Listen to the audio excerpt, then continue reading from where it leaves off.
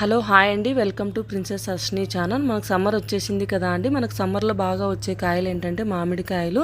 ఇలా నేను మామిడికాయతో అయితే ఇవాళ పప్పు చేయబోతున్నాను. చాలా సింపుల్గా, ఈజీగా, టేస్టీగా కూడా ఉంటుందండి. మీరు కూడా ఒకసారి ట్రై చేయండి. ఫస్ట్ అయితే నేను ఒక గ్లాస్ కందిపప్పు తీసుకొని వాటిని శుభ్రం చేసుకొని ఇలా కుక్కర్లో వేసుకుంటున్నాను. తర్వాత వచ్చేసి కొంచెం వెల్లుల్లి, కొంచెం ఆనియన్ కూడా యాడ్ చేసుకుంటున్నాను. మా సైడ్ అయితే మేము మామిడికాయ పప్పు అంటేనే ఎండుమిర్చి కానీ కారం పొడి కానీ వేసుకుంటామండి. మీకు ఏది అవైలబుల్ ఉంటే అది వేసుకోండి. నేనైతే ఇప్పుడు ఎండుమిర్చి యాడ్ చేస్తున్నాను. కొంచెం పసుపు కూడా వేసుకుంటున్నాను. మిర్చి అస్సలు వేయనండి, పచ్చిమిర్చి అస్సలు వేయనండి.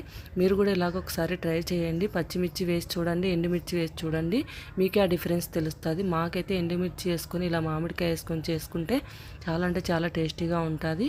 ఇలా మామిడికాయ అంతా పీల్ తీసుకొని చిన్న చిన్న ముక్కలుగా కట్ చేసుకొని వాటిని అనేది మనము ఇప్పుడు యాడ్ చేసుకోవాలి. తర్వాత వచ్చేసి నేను ఒక గ్లాస్ కందిపప్పు అన్నా కదా, ఒక గ్లాస్ కందిపప్పుకి వచ్చేసి 2 గ్లాసులు వాటర్ అయితే తీసుకుంటున్నాను. అప్పుడు మనకు పప్పు అనేది పర్ఫెక్ట్గా కుదురుతుందండి. మీరు ఎలా తీసుకుంటారో నాకు తెలియదు. అలాగే ఫైనల్గా వచ్చేసి నేను కొంచెం ఆయిల్ కూడా యాడ్ చేస్తాను. ఆయిల్ అనేది ఎందుకు వేస్తానంటే మనము కుక్కర్ మూత పెట్టి విజిల్ వచ్చే టైంలో అంతా కూడా చిట్లుతుంది కూడా అండి. అలా చిట్లకోకుండా కొంచెం ఆయిల్ ఒక కప్పు కూడా పెడతానండి. మనకు ఒక 5-6 విజిల్స్ వరకు రావాలండి. ఇలా ఒక 5-6 విజిల్స్ వచ్చిన తర్వాత కుక్కర్ మూత తీసినాక మనం ఒక చిన్న కప్పు పెట్టుకోమని చెప్పా కదండి. లాస్ట్లో వచ్చేసి మనం కుక్కర్ మూత పెట్టే టైంలో ఎందుకు అంటే మనకు కొంచెం వాటర్ ఎక్కువైనా సరే మనకు విజిల్ వచ్చే టైంలో అంతా కూడా బయటకు వస్తుంటుంది కదా అండి. చాలామంది చిరాకు పడుతుంటారు. నేను కూడా అలాగ చిరాకు పడ్డానండి ఇన్ని రోజులు.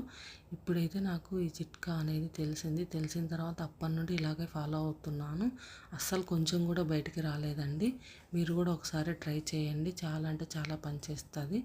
తర్వాత వచ్చేసి ఎండుమిర్చి వేసాను కదండి. పప్పు అనేది కొంచెం రామడానికి టైం పడుతుందండి. ఎందుకంటే అవి కొంచెం గట్టిగా ఉంటాయి కదా. ఎంత ఉడికినా సరే కొంచెం టైం అయితే పడుతుందండి. పచ్చిమిర్చి లాగైతే ఉండదండి. తర్వాత వచ్చేసి కొంచెం సాల్ట్ అనేది టేస్ట్ తగినంత యాడ్ చేసుకోండి.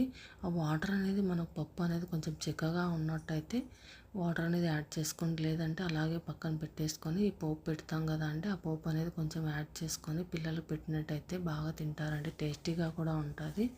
మా పిల్లలు అయితే బాగా ఇష్టపడతారండి. ఇలాగ పక్కకు తీసిన వాటర్ కంటెంట్ అంతా పప్పుచారు అంటారు వాటిని.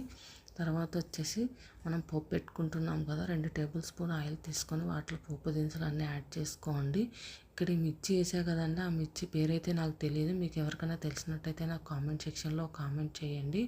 ఈ మిర్చి చాలా అంటే చాలా బాగుంటాయండి. పప్పులో ఇలాగ సైడ్కి వేసుకొని తింటూ ఉంటే మీరు కూడా ఒకసారి ట్రై చేయండి.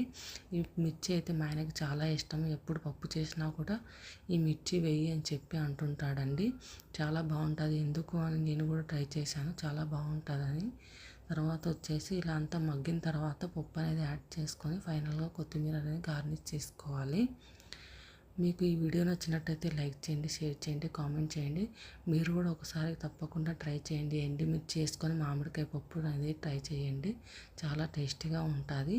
మీరు ఇలాగే మమ్మల్ని సపోర్ట్ చేస్తూ ఉండండి. సబ్స్క్రైబ్ చేయకపోతే ఇంతవరకు మా ఛానల్లో సబ్స్క్రైబ్ చేసుకోండి. Okay, thank you, bye bye.